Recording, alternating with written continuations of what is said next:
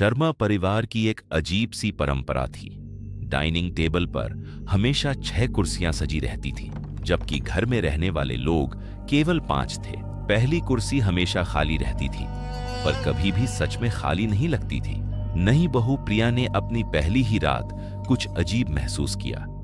खाली कुर्सी के पास से ठंडी हवा उसके हाथों को छूकर गुजर गई। प्रिया हिचकिचाते हुए डर के साथ बोली, माँ जी, ये कुर्सी किसके लिए है? पूरे कमरे में चुप्पी छा गई। कोई कुछ नहीं बोला। तभी दादी ने धीरे से सिर उठाया और बोली, जो भी उस कुर्सी के बारे में सवाल करता है, उसकी अगली सीट वही बन जाती है।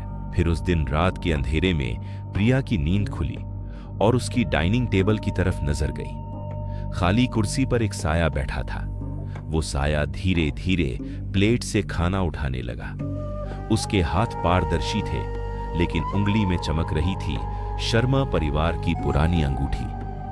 प्रिया बहुत डर गई और वहां से जल्दी से भाग निकली। दूसरे दिन सुबह प्रिया ने अपने ससुर की अलमारी खोली और उसके अंदर एक पुरानी तस्वीर मिली। तस्वीर में 6 लोग थे, पर एक आदमी के चेहरे पर लाल स्याही से क्रॉस बना था और पीछे लिखा था, पापा 1985 में गायब हुए, लेकिन रोज डिनर पर आते हैं। अगर किसी ने उनकी कुर्सी हटाई तो वही उस कुर्सी पर बैठ जाता है, हमेशा के लिए। बेचैनी की मारी प्रिया वहां से जल्दी से निकल गई और उस रात जब प्रिया डाइनिंग रूम पहुंची तो खाली कुर्सी गायब थी। तभी पीछे से आवाज आई, बेटा, तुमने सवाल किया था ना? प्रिया ने हिम्मत जुटाकर पीछे देखा तो वही बूढ़ा आदमी था जिसकी फोटो में क्रॉस लगा था। प्रिया इतना डर गई कि उसकी हालत टाइट हो गई और अब टेबल पर 7 कुर्सियां थीं। एक कुर्सी पर दादी की साड़ी रखी थी, दूसरी पर सासू मां का दुपट्टा और तीसरी पर प्रिया की अपनी चप्पलें।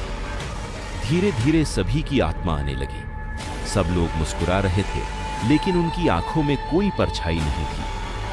अगले दिन से शर्मा परिवार में 5 नहीं, सिर्फ 3 लोग दिखाई देने लगे, लेकिन डाइनिंग टेबल पर अब भी 7 कुर्सियां थीं। कुछ कुर्सियां हमेशा भरती हैं, चाहे दिखती हो